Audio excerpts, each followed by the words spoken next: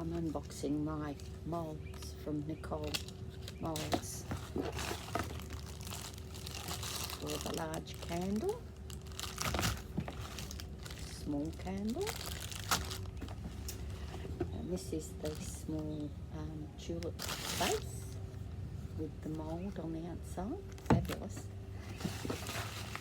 And the lids are so nice.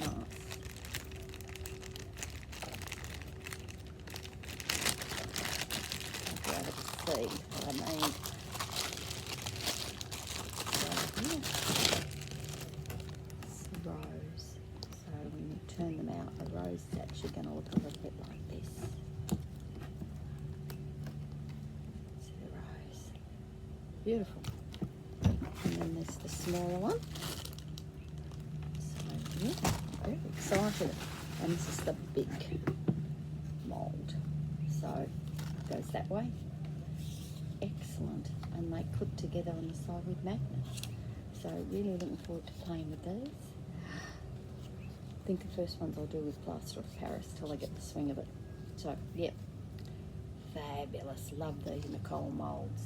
So yeah, I will put links up to where you can buy them.